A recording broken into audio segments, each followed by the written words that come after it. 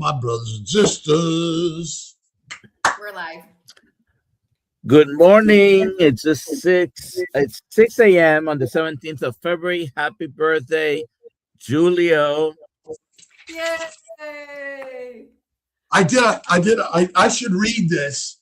I wrote a book called The Boy Who Ate the Sun. And I did a little card for him this morning. So maybe I'll get a chance to read it as we'll wait a little bit. Go ahead. More people on. Huh? No, go ahead. Okay. All right. Happy birthday, Julio. And it's Julio with the G. It's not Julio. It's Julio, Italian. Thank you to Luca and Pilar, father and mother. And thank you to all our mothers and fathers, grandmothers and grandfathers who have passed on the message of the gods from the dawn of time. When that tiny burst of sunlight hurled into the universe, infinite years away, traveling at 186,000 miles per second, that's where your journey began. And Julio, that's your journey. And all of us are on the same beautiful, amazing path together. Today is your first birthday, and you will have many more on this journey of love, kindness, generosity, faith, patience. Yes, you will also encounter pain, suffering, and failure, but those are part of the training grounds of this beautiful, amazing life that God has gifted all of us. Love, forgiveness, kindness, and generosity heal it all, but you will need to find all these things on your own. Your journey. You've gone from the birthplace, the womb, and now you're learning to crawl and walk, to stand and then run, to speak and read and write in all the technology of the modern world. But ultimately, we all go back to the basics. God is within each and every one of us, full of love and kindness and generosity. Every day say, thank you, God, Lord, created for this day, and the love deep within all of us. Love is deep within all of us every day, for God is love in every way. Happy birthday this day, and don't forget, steak over salad. Meat is the master meal because you're a lion. Thank you for this day. Always a celebration from GPK. Always love, Grandpa Kiltz. Aww. Yeah. I hope Pilar saves that forever. And well, I will, because it will be documented on this forever. There you go. All right. So good morning, everyone. Please let us know where you're watching from. And hashtag KMT for a chance to win A t-shirt. a t-shirt. If you have any comments, questions for Stefan, for Dr. Kiltz, for Julio, put them in the chat. And we got to get the new Healing Humanity Kiltz health hats out there for everyone. Great. Okay. Yep, I'll work on Patrick. Okay. Are you going to North Carolina South Carolina on Saturday? I will be there Saturday. I will be there. Okay. Nice. Do you have access to a few of those hats? I will talk to Patrick this morning. Yes. Okay. Yes, I'll bring some. Bring some Dr. Nelson hats. They ran out. Okay, I'll bring some too. All right. So good morning, Stefan. And you said you were in Portugal, right? So yes. Good morning, everyone. It seems like, looking at Kiltz at 6 a.m., having that energy, there's something really good going on with the food he's eating, I guess. Yes. Rare to raw fatty meat. The best for all of us. That's the vibe. So let us know, Stefan, about your story, about why we're here talking to you this morning. Well, I can start with my story. I actually don't know why you guys are talking to me, but I feel honored to be here. I feel honored. I don't know either. But you're right. That's a good start. Have a straightforward conversation on that one. Yeah, well, I embarked on the carnivore journey almost 2 years ago, and I had no freaking clue where I'm going with that decision. Having to say that I have a professional sports background, and I ended my professional career when I was 26 because I focused on my business career. And what happened after doing my sports, I was an ice hockey player in Austria, in my home country. I started to gain weight, right? And I thought I was eating right, and weight gains I did because I exercise a lot. I did a lot of exercising to get the weight back down, didn't change my diet. So it was a bit of a roller coaster up and down. And with time and with the kids and the family also, like the little problems came as a bit of joint pain here, a bit of this, a bit of bad sleep and whatsoever. And I always thought that's connected to two things. One is it's connected to aging. And the other one is it's connected to the very high intense sports I did at the time where there was not so good medical services connected to that. So I thought it's like I carry a lot of problems around with me until I turned actually 47, being at my all-time high from a weight perspective, weighing 136 kg on 197 centimeters height. I don't know how much that is in pounds and foot, but I'm quite tall, but I was like, honestly, I considered myself being on the side of being obese at that time. Still doing sports, still running half marathon, still getting more and more joint pains because of the weight I was carrying around and the sports I did. However, then I wanted to help a person I truly love with some medical issues and started to dig deep on what, can I do for myself and what can I do for others. And I just stumbled across Dr. Jordan Peterson talking about how steak has helped him getting rid of health issues he had and his daughter had. And I basically went cold turkey overnight, full-fledged carnivore from one day to another. And I need to say, before that, a month earlier, I stopped drinking alcohol completely. I was never a heavy drinker, but I had like typical Austrian and European style. There was beer and wine with every meal at night, and I stopped that one, and then I went full blast carnivore. And what I considered being carnivore at that time, I have to say, was probably not the best carnivore that someone can imagine. It was still high in dairy. It was still a mix of all the different meats I could get, including processed meats. But I started to educate myself along the way, right? And I was always having a little coaching business on the side besides the job I'm doing. So I thought like, okay, now it's time to not be the fat guy any longer, telling others on what they need to improve. Is like you need to show off. Yeah, and this is how I came to the carnivore journey. So this is in a very rough way on how I got there. Then the last 2 years are probably the ones I remember the best of my entire life, because what came along with changing to carnivore in all aspects has changed everything for me. From a health perspective, I had no freaking clue how sick I was before I went carnivore. Honestly, I had not an idea on how sick I really was. So moved to carnivore, my mental well-being, I don't want to call it health, because I think I was quite stable with having good intent and good mindset. But honestly, things have changed business-wise, how I think, how I structure things. Health, I said. Sports, I'm doing just recreational sports, right? I'm doing only bodyweight training, boxing, and that has changed massively. I was the old guy from sports. I thought like you need to load on carbs before every session or the night before a session, and then just you can run until your tank of carbs is empty, and then that's it. Since carnivore, I figured out there's like an endless source of energy inside my body that provides me actually with everything I need along the sports session. So good things everywhere. I changed my job in the meanwhile. I focus a lot on this. And then I decided to get very vocal before I hand it back to you guys.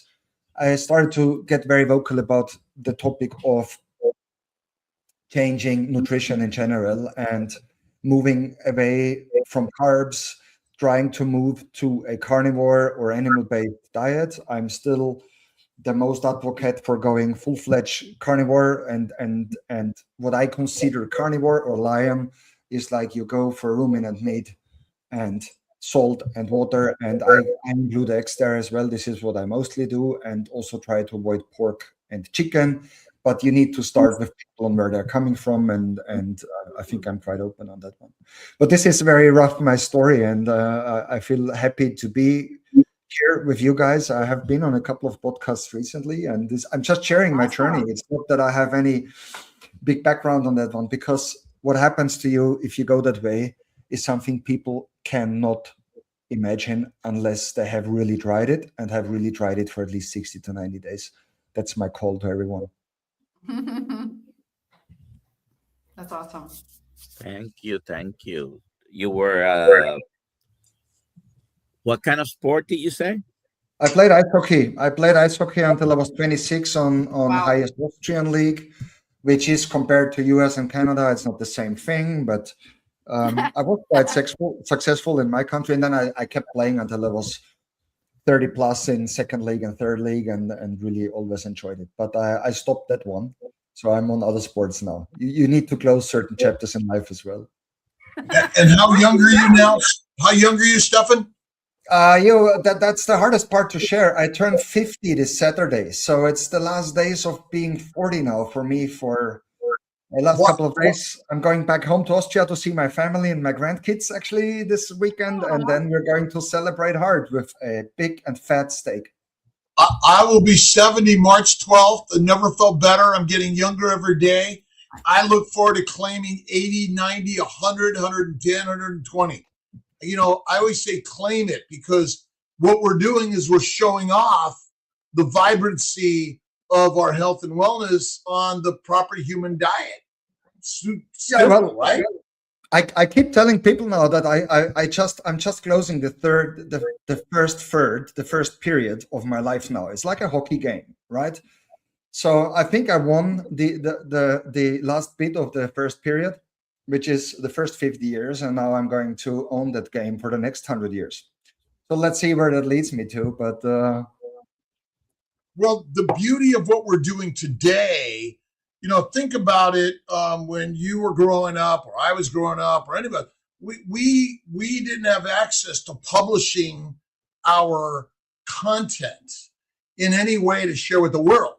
Now we have access to publish with the world, and you know, depending on how this gets saved or where or what, you know, device, it's sharing your message that previously you had to be accepted, you know, whether or not they'll accept your writings or publication or, you know, X, Y, or Z, or whether or not you be accepted to a university, right? Yeah, I mean, no longer matters. I think this is such a strong point you just make. It's two things. I think the access we get nowadays, comparing back to my youth, like in the 80s, where you had to go to a library and you need to find a book. You had no one to tell you what book to read. If you wanted to educate yourself, you either went to a university and you got indoctrinated to a certain degree, or you were really smart and had a lot of time and you could figure out things. There's two things today is you have a lot of access now to data that has been developed over the last century already, so you can read in yourself. And I think this is what the least people do, because they just still follow without having a clear picture on what's available now. You can use large language models, you can use whatever you want, right? You need to be careful on what you read, but there's a wide access to data that hasn't been there like 20, 30 years ago. Secondly, is we have a community in the society now where you can share, reaching a completely different audience than it was possible like in the 80s. I mean, if I would have been an adult in the 80s, I would probably have been able to share within my given circle, right? Which is a few people. Whilst now with social media, you get a completely different way of sharing things. The sad thing is that even though there is access and there is a lot of opportunities to share the success stories, people use or misuse that in a way that they still consume more to dopamine hits rather than educating themselves, or they share what they haven't researched themselves. Is like if you get all these carbo addicts now on all those influencers and fitness trainers you see that still are loading in sugar and stuff and tell people to do so. There's enough evidence to show that this has been proved to be wrong, and still it's out there. So you also need to be careful from what you consume, basically. Mm-hmm. But I like that space. I like to be there and be the pain in the back, also telling people when they are wrong. And then my German side comes in, where I can be very, very confronting on people and tell them straight to the face. It's like, the shit you eat will make you shit sick. Well, in all ways, we're all on our own journey, but now we have common people becoming uncommon influencers of healing that the government, the scientists are hiding from us. Yeah. And it's all part of the story, by the way. And it's, again, I'm 70 in March. I've never felt better. Been carnivore since 55, essentially. I was keto, paleo, Atkins, but Weight Watchers, and I was a crazy exerciser. And is exercise natural, normal, or good for us? Or is really getting up, going to work, and community building the most important thing? Well, there is this misconception of exercise as well. I try to tell the people I work with, it's about movement. It's about getting your body moving. I have a sports background. I need a lot of exercise because my body is used to that. I wouldn't recommend everyone doing the same thing that I do, like 7 days a week, going crazy on the kettlebells and body weight. And I can just tell you, I found myself again at the end of my 40s now. And I read this comment just now from Carney Swan in the chat that says, I turned 50 and I felt 80 when I was 40. I had the same. And I just accepted my fate, to be honest. I was like, okay, it's like you're mid-40. You're not sleeping well, you're joint pain, and you can't exercise as hard as you had been exercising before.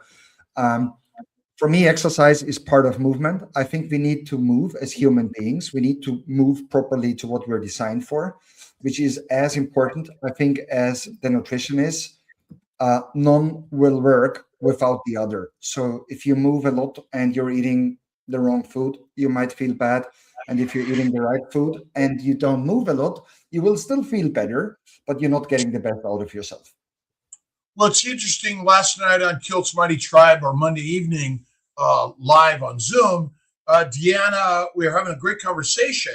And I was thinking about it because we're going into memory care homes or institutions, and we're exercising people. And then we're putting them back to bed and we're feeding them a plant-centric diet, 3 meals a day, plus an IV full of glucose. Mm-hmm. And in fact, our problem is we retire and then become institutionalized and boxed. And then we're exercised rather than being part of community.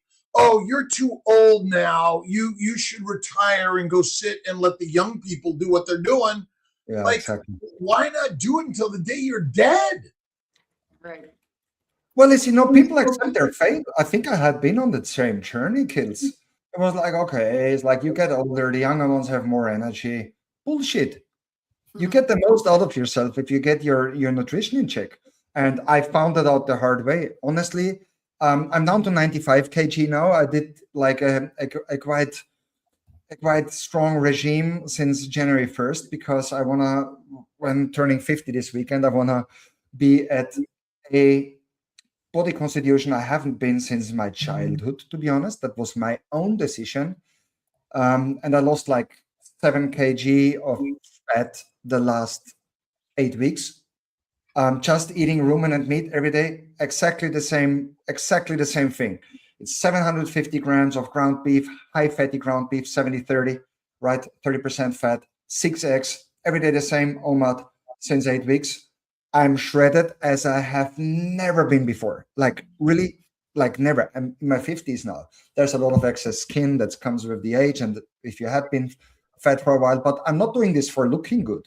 I'm doing this for myself. I look now in the mirror, and boy, I'm saying this always, is like, if I would have had that knowledge in my active sports career, I would have outperformed myself to a degree which is insane.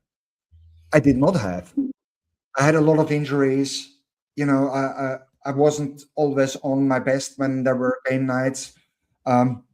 For sure, not training hard enough, or training hard enough, but not getting the best out of me, because I was loading on these carbs like 2 hours before the game, right? And drinking sugary Gatorade through the game. And you like, there is something in life. If I would have known that earlier, things would be better. Do I look back with regret? No, I don't.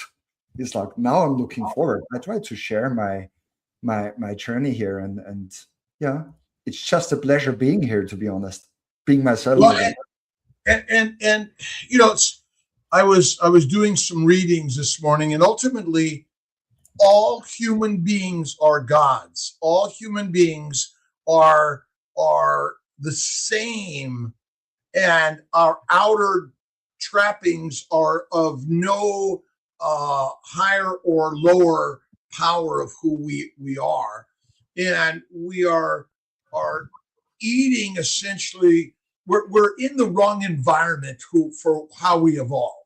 We're no longer hunting and working and building and creating. We're like hoping for a bunch of money in the bank to sit back and drink alcohol, smoke marijuana, and go partying in Vegas.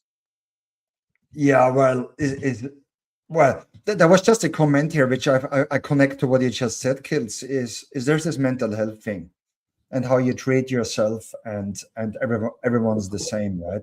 People talk so much about the mental well-being nowadays, and it's genetic, and their obesity is genetic, and whatever.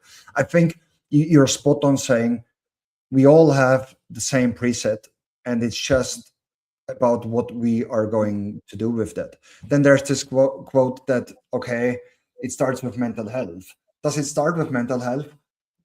For me, the starting point is pretty unclear, because you could start with nutrition, get better mental health. You're not getting mental health by deciding you get better mental health, right?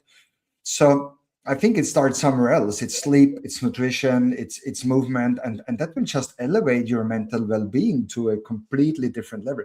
But you're right. I think we're all the same, and it's just what you do with your bank account. And should we be happy with the money on the bank account? Honestly, I decided I'm not a rich person. I have 3 kids. I have 2 grandsons. I want to cater for them. This is the only thing I can afford, is my body, my health, and being there for my family as long as I can. Whatever is on the bank account, it's a side gig towards my health. And this is how we're going to take that. It's our environment that we've been born into that is highly pathologic. And so you're right. I found that I can work on the mind, and it got better. I can really focus on the methodology of medication, prayer, and slowing down. But when I went carnivore, the poison drained, the brain came to life again, and it was suddenly, I'm alive, and I'm no longer in a cage. I'm now free, because we're essentially caged because of plants and protein in a low-fat diet and 3 to 6 meals a day, and being told that God is out there and not in here. This is so nicely said, because I think people have to try to understand that. Honestly, just to give you a perspective on myself on that one, was that I had no clue how much I hated myself, to be honest, and how much I was towards myself before I got carnivore, and how much I'm at peace with myself since the last 2 years. Like, absolutely at peace with myself. How I look, how I feel, how I wake up in the mornings. There's good days and there's bad days, as there are for everyone. However, it was only diet related. And now I started to educate myself a lot about oxalates and lectins. And I could keep talking about this for ages. I had a period where I was vegan. I mean, just imagine that stupidity. I was vegan for a quiet period because I thought that's going to be the scapegoat for me and getting out of where I was. It just has turned me becoming a complete monster to myself and to my environment, because I started up to load on these smoothies in the morning and eat the green stuff and everything. And I just felt worse and worse and worse along the way. And I, for the first time in my life, feel like I'm just happy who I am, and I can deal with so much more stress, and can't wait till it's lunchtime and I have my 750 ground beef again with 6 eggs. It's that lovely. It's just one meal a day. It's food. Food is not controlling my system any longer. I'm myself. I'm the person that takes ownership, right? And is it complicated, the food that you put in the body in order to master the life you live? No, for me, it has become a conscious choice. It's like, for me, it's not complicated. It became super complicated for my environment, but I decided at one point, I mean, I couldn't care less about that, because people are used in today's society that on Friday night, you need to go out for dinner and get shit-faced, right? To forget the hardworking week and whatever it is. And now for me, it's like, I'm super strict. I'm probably sometimes too strict and disciplined, because I'm more like, why would I go out with you? Even if I get a steak, it's not the quality I want. I don't know how they fry the steak. And then they always have a debate with me. Is it made in butter or not? Or do you use tallow? And then you talk to a lot of people that have decided to not educate themselves, right? They're not dumb. They just decided to not educate themselves on that topic. And it just becomes a problem for everyone around. So for me, it's like, it's super easy. I eat at lunchtime, full stop. I prepare my food. I'm at peace with myself. I like to eat alone, because this is like meditation, finding God. This is where I am, right? And then we go on with the rest of the day. It's Occam's razor, simplicity. Scientism has kind of put a wrench in the workings of the motor, right? And is glucose your energy for the mitochondria, or is fat? No, it's fat. Look, it's. I mean, you look up the evidence. It's like our system can run on glucose, but the preset is on fat. We have just learned by being indoctrinated that we run on glucose. And this is what everyone thinks. Look, I work in an environment. I have a good job as well. I lead large teams. I work in transformation. I'm going to the office. I see all this younger generation now snacking all day long. So they eat a snack, they handle 60 to 90 minutes, then they snack up again. That goes all working day long. Then they go for lunch. They load up on a big chickpea, whatever, vegan dish, because they want to save the planet. And then they keep snacking all afternoon on sugar, and they're on this roller coaster. And then they ask me, I mean, so what do you eat? You can only eat once a day. I said, yeah, but also every 6 to 8 weeks, I fast for 120 hours. Do you get hungry? No, I don't. It's like a free. So I think when you are in this addictive behavior, which is pure addiction, in my terms, I'm not a doctor. To get out of this, you need to really work on yourself. You really need to work to get out of. You need to kill that microbiome in your gut that's telling you constantly to eat. And then people need to understand that, sugar, which are carbs, essentially everything that turns into blood glucose, in my terms, is the worst you can do to your body. You need to learn to run on fat, because your body is meant to run on fat. And that people don't understand in the first way. So what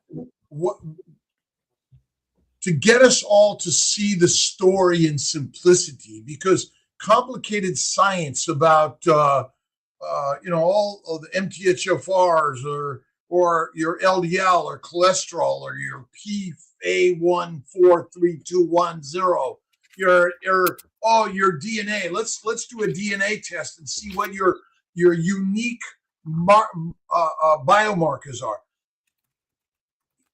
Is that kind of complicated? No, it's Is it not. true? Kids, look, for me, it's very simple. What I experience a lot in my environment, might it be in job, might it be in the family, might it be with friends, is stepping out of the comfort zone, facing yourself in the mirror and facing your nutrition is something the least people are prepared to do. Then at one point in their life feel miserable, and then they start going into, I need to change something. Then they fall into the trap of one of these 30 days, 28 days bullshit thing, do this, do that. They see a result, they go back to where they have been before, and bam, it's even worse than it has been before. So I think the hardest part is to educate people,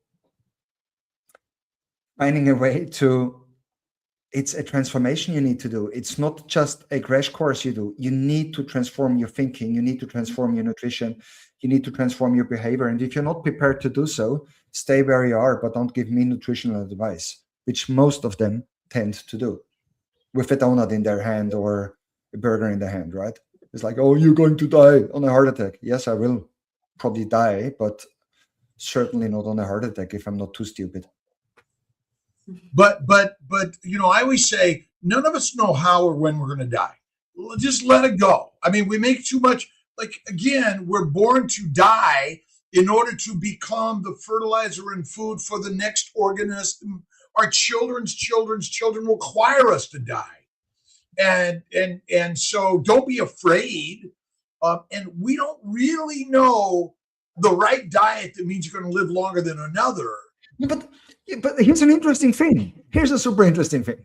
So even if I die tomorrow because of the diet I've done for the last 2 years, which is not going to happen, just to have that said as well, I felt the best ever the last 2 years.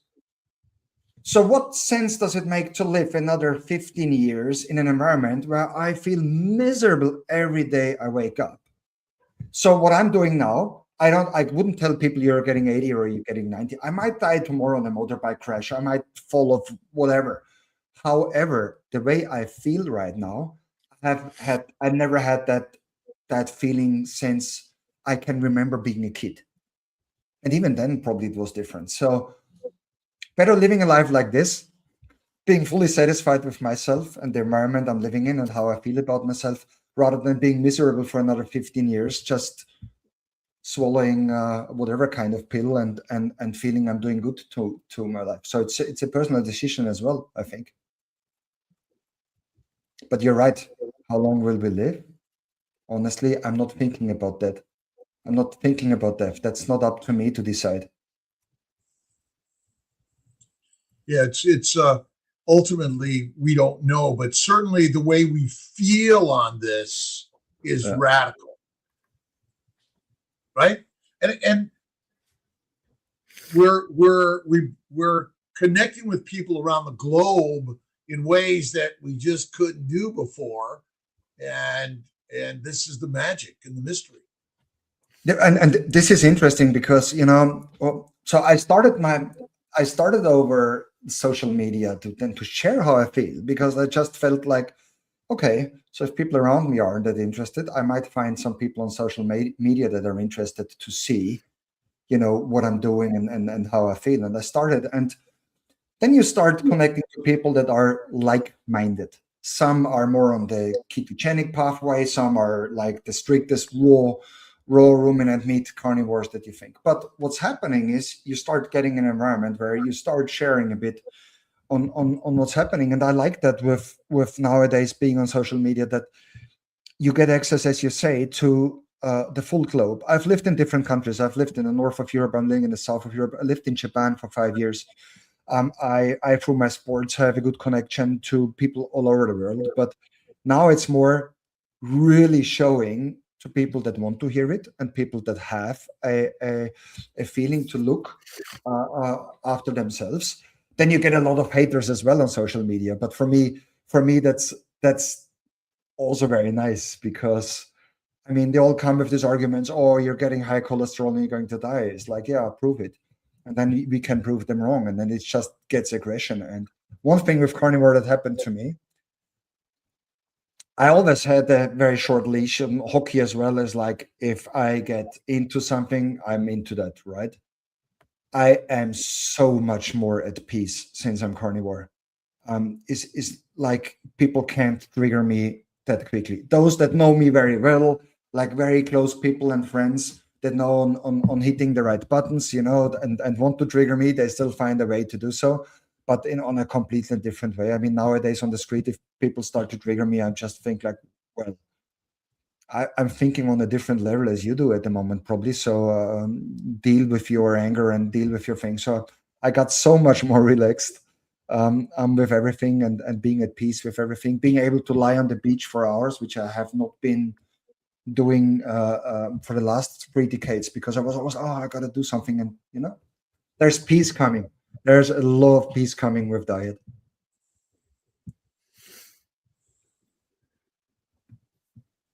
We have a couple questions. Let's see. Do muscle building improve fasting? Does muscle building improve fasting? I cannot scientifically prove something, but I can prove something for myself. Is I can eat and I'm not the calorie type, just want to have it said, I can eat in a so-called deficit if I do the calculations, lose fat and build muscle at the same time with the diet I'm on. I've proven that to myself. I'm way more muscles than I had a year ago or 2 years ago. Kiltz, so how did that happen? How did that happen? I guess you don't want to have a scientifically answer to that one. I can tell you what happened. The answer is simple. It's the adipose tissue is the building block because it contains all the minerals, vitamins, amino acids, simple sugars, and fats. Adipose tissue is the most important tissue of the human body. It's the thing that grows and shrinks depending on the environment. We're just in a hyperphagic, get ready for famine, migration, hibernation, gestation. But basically, your building blocks and repair comes from adipose tissue. Simple. I mean, I give an example because when you posted the picture with me yesterday and having the block of butter between you and me, this is so much my life. Is also the amount of fat I eat whilst trying to build up muscle seems to be insane to the outer world of me, and I love to eat butter. But I can just say it's like, as you say, it's the adipose tissue or the fat tissue that we have. Mine has been shrinking, and what came along with that is like my hormonal balance is a completely different one than 2 years ago, because I think my hormones were pretty much screwed up the more body fat I had. Now I'm super lean. I just, without going into details, I feel so much younger than I ever did. It's crazy, and the power I have on workout is just a massive difference. I give you an example. I changed job last summer in 2024, so I had a month off in between, and I love to box and do some boxing, and I went to Thailand to one of these Muay Thai and Western boxing camps for 2 weeks, staying strict carnivore there. So I know the camp owner, I talked to her, she's Italian. I said, like, look, can you provide carnivore food for me? Will be mostly chicken. I said, I'm fine with that. I normally don't eat chicken a lot, but however, for a period of time, so I was eating only chicken, mostly a bit of beef here and then a bit of fish. Was training 6-7 hours a day. I was shredded afterwards, not as shredded as I'm now, but I didn't lose any muscle, and I had energy, like unlimited energy. And that is teaching me something. I'm still experimenting a lot with myself at the moment, also the last 8 weeks, where was eating only, then I tried to eat a bit of pork, see my reaction on the body. So people don't do that enough. They trust too much on what's happening around them. It's like you can gain muscle on a strict carnivore diet. I'm a big promoter of that one.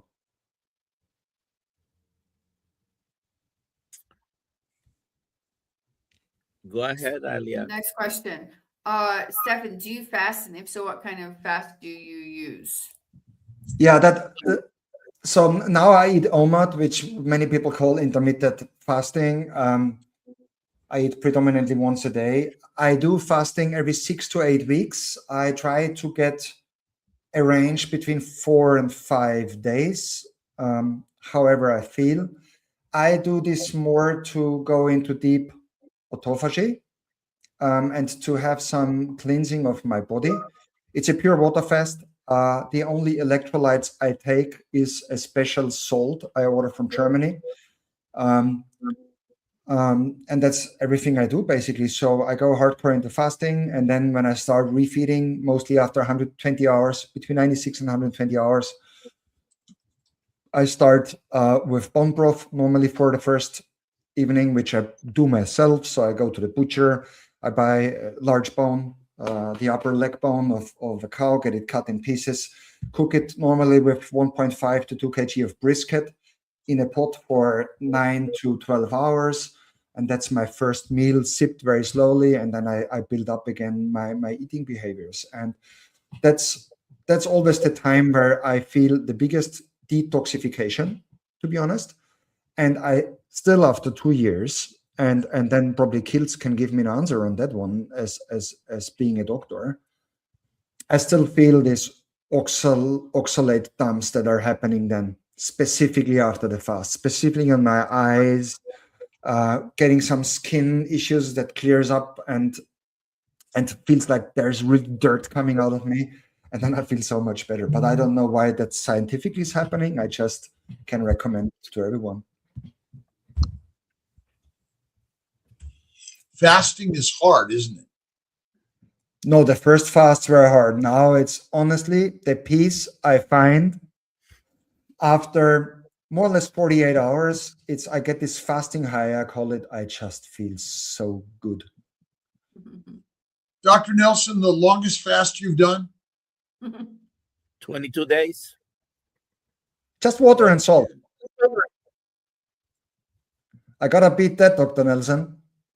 I may have had some coffee. Maybe. That is unfortunately my biggest sin, coffee.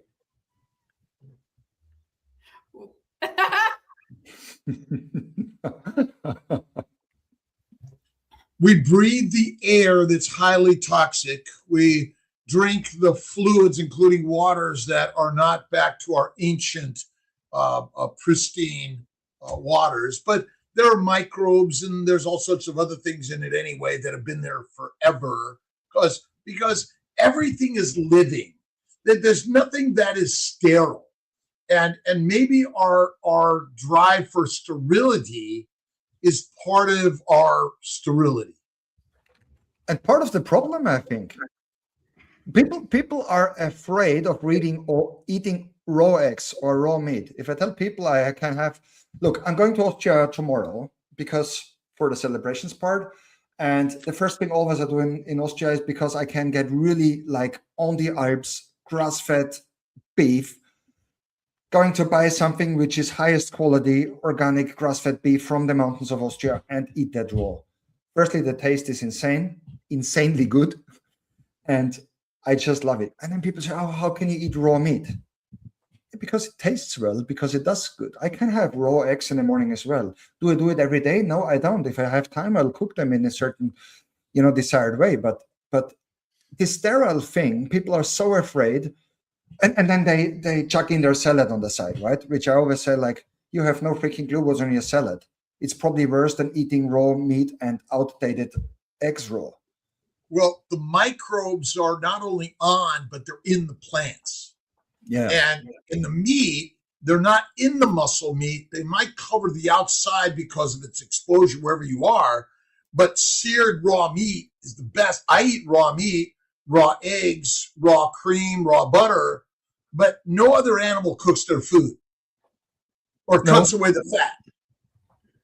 Oh, this is the worst thing I always see is like that people cut off the fat and say like, I love the fat the most, to be honest. That's why I go for this high fatty, ground beef. I'm ordering like in bulk here from a farm in Portugal, which I know is grass fed. And there's this rendering fat when you fry it, right? So good.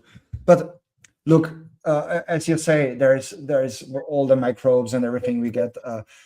I think I went down that rabbit hole when I came carnivore, starting to look into what's in my drinking water, started to change that, started to talk about sun exposure, being in sun exposure. I have a privilege being in Portugal, grounding, and I see so many people around me that hear something about grounding, right? So they go out there once a week with their bare feet into the sand and ground. Yeah, exactly. Whilst on the other side, still haven't changed anything in the diet. And I said, like, that's the wrong way to start. It's like you can ground yourself forever. There's energy in everything we consume. As you say, it's the air, it's the water, it's the food. You need to be certain how you consume energy in its totality and not just one element. And where to start? Good question. I still think what we eat is the best start you can get into. Here you are. Is that my profile I see? Thank you for sharing. Thank you, Dr. Nelson. Thank you for sharing that. Carnivore with a K. Yeah, because it's the German way of writing it. So as you hear by my strange accent, I am German spoken by nature, but I'm proud of it. Strange accents are okay. Accents are okay in general. Honestly, I lived in so many different countries, and the most beauty is to being able to communicate with others. And it's not about the language. It's not about having the language right. It's communication. It's being interactive with others. And the beauty today is we can interact with everyone because of our technology, and we should embrace it and utilize it to share and communicate with our brothers and sisters everywhere, and invite them to the Lion's Way of living. Essentially, we are lions, all of us, right? And that's the magic. I mean, Christ was a Lion King. He figured out that God is not out there, it's within all of us. I don't care size, shape, age, weight, gender, whatever it is, politics, religion, we are all lions. This is the nice nice thing in this little carnivore tribe I'm in on social media. You have interviewed a couple of them already. We are so different from a background perspective. We are so different from where we come from. We're so different age-wise, different in many ways, but there is one common thing, which is like we all try to spread a vibe and spread a voice and be vocal about that the solution to your problems is so close, but you are in such a foggy environment that you can't see the forest because of so many trees. And this is where people get lost. They feel bad. They want to change. They can't change because they go on highly artificial crash diets or plans and whatever they want to do and go to for the mental well-being, go to doctors and exactly that one. This is it. I mean, it is, again, do you need a cookbook to cook a steak? Actually, you don't need to cook it. No. And again, wait a minute, red meat causes cancer and plants are healthy. That's scientific lie. No, I read this article about Ansel Keys yesterday again. Yeah. How he flawed the 22 countries he has been investigating on, making it the 7-nation, report, whatever it was. So he was like obviously taking out everything. And all our society and health myths are built around that study, which is flawed from like A to Z. There is not one single truth in there. And cooking, whatever, blood sugar, cholesterol, name it, all coming from there. So eat your healthy plants, exactly. That has helped me not a single day. Does your body make anything harmful for it? Or is everything it's doing, including making fat, visceral fat, an attempt to heal you and help you? But you keep on consuming the pathologic, domesticating diet of the food pyramid. The food pyramid is just blasphemy. Yeah, it's the purest form of blasphemy, to be honest. And why would your body, like any body in nature, might it be an animal or whatever, do something harmful to you? Your body does things in reaction to what's happening to your body, right? And if you eat the wrong thing, you will have a reaction connected to that. So I think we're so afraid of everything, and we were made so afraid of. And I was in that same trap as well for a while. It's like, this is going to happen. And when I started carnivore, I always tell this story. It's I was convinced I'm doing the right thing, right? As I'm always when I do things. But everyone around me kept telling me, it's like, this heart attack is just around the corner now, right? Because you only eat red meat and you eat butter and you eat eggs and whatsoever. So I did my first blood report. And then for sure, my cholesterol has always been high. It hasn't increased. It was still high. Whilst a lot of blood markers after 6 months have gotten better. However, I was imbalanced from specifically the beginning. I don't know why, from electrolyte balance, I think. So I got this heart, I don't know what the English expression is. So I had the feeling my heart is pumping twice where it should pump once. So I was sitting on my own on the sofa and I felt like, okay, now the heart attack is coming. Just to figure out along the way that no, it wasn't even close to that. It was just like my body is still reacting and detoxing. So I need to look on my electrolytes, which I'm not doing any longer, to be honest, because with the salt amount I take in, I'm absolutely fine. And I just see a question I want to answer. Do you guys drink alcohol? No, I have strictly decided to not drink alcohol any longer. And some people have a drink here and then, and that's absolutely fine. And I think it's, for me, I have decided not to do it because I always enjoyed the moment of drinking. I never enjoyed the moment after the drink. And that was the biggest learning for me 2 years ago. I'm super fine with water. I love it. Let's see. There are a few more questions here. Let's see. How has carnivore excelled your spirituality? This is a super tough question, to be honest. How is it my spirituality?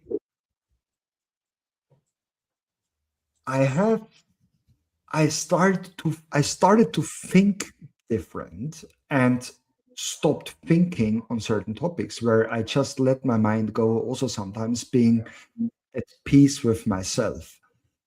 How has it impacted my spirituality? I don't even know. I started to try to find out for myself, what is my legacy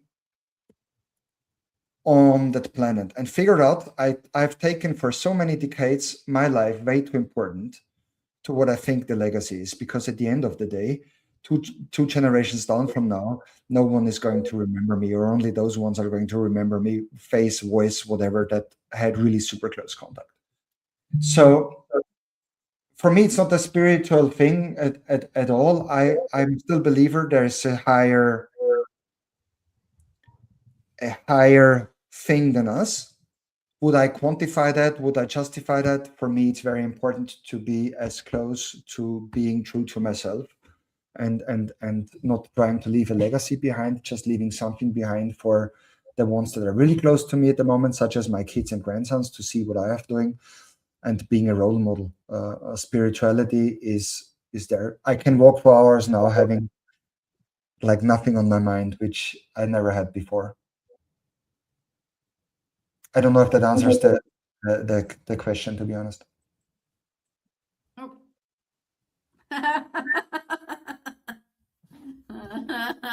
So how many coffees do you have today? I've had half a cup. That's it? There were half the cup, this big a cup. Oh, okay. Okay, look at so interesting. Am I generally high energy? Yes. For the last 2.5 years, no coffee, no caffeine.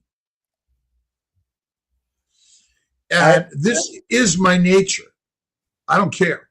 It's interesting that the coffee actually has cured my naps. That's all. I just did a month without coffee again. in January. And what I figured out is that there's not such a big difference without or with coffee. So I'm one of these coffee nerds. So I wouldn't drink anything else than a straight ristretto or espresso, which needs to come from high good coffee. But this is the taste. And do I need the kick? No, I don't need the kick. The only thing I recognized in January, the first 6 to 9 days, there was a big withdrawal at the beginning, because coming from 6 double espressos a day into going cold turkey on 0, oh boy, that was a bit of a headache. Was there any difference later on? Well, probably not so much. Then beginning of this month, I decided I just love my coffee too much. It's a ritual. And we got a winner. I make cups, and I've been off of it for 2.5 years, went back a few months ago, and I do enjoy the social, cultural nature of it, and I've given it up plenty of times, and I go days without it. It's interesting. I don't have the withdrawal anymore that I think I used to have. I mean, I was like years of lots of coffee, but I think it's one of those things that each of us has to decide and enjoy. But ultimately, number one is I think God is all that matters, and we are all the gods. We are emulating God, and because God is us. And there may be some power out there, I call it the photon, that basically makes us, but the first thing it makes is glucose. And that's my new book coming out. It's called The Boy Who Ate the Sun. But ultimately, God is it. And whether you're Christian, Jewish, Muslim, Hindu, Buddhist, or you're some ancient believer and you pray to the sun gods, it's all the same. It's our story. And you can even trace that back. I mean, whatever book you follow, without trying to offend anyone here, because that's not my task, is they all go back to something that there is a higher level of energy in one way, and it has been interpreted in so many different ways. So that's my spirituality. It's not that I'm the biggest person of following any big religion, right? It's like we need to understand on where our space in the universe is, and we need to live up to that to be a small part in a greater society or in a greater living organism. Even, I mean, that you could interpret it that way, that we are just element of one other big organism, right? So don't take yourself too serious is always what I say. Is like, don't take the only thing you need to take serious is your own health, because that's the only thing you can control to a certain degree. Well, but not even that, because you are going to die. And you know, again, and plenty of sick people live happy, joyous lives. And so again, you're right. Don't take yourself so seriously. Laugh at yourself every day. Look in the mirror and say hello to God. Tell him or her how much you love that thing. But without Michelangelo, without the belief in God, we would not have all of this. I mean, you said something super important now, kids. Is like, you need to be able to laugh at yourself. You need to be, and honestly, this is what I see in society most people can't do. There's so much prestige always, on what they want to be and whom they think they are even. Whilst sometimes you need to take yourself with a pinch of salt as well. I mean, we're not always 100% the smartest and brightest candle on the cake, right? Sometimes you need to just be as you are and be proud of who you are, right? And I also learned that along the way. It's like taking yourself too serious will only give you a headache at one point.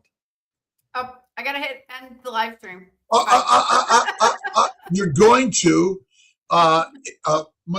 It's amazing to have you here. Thank you to everyone today. Appreciate you, and we just kind of keep on enjoying the day. Blessings to you, my friends. God bless. Bye. Thank you, everyone.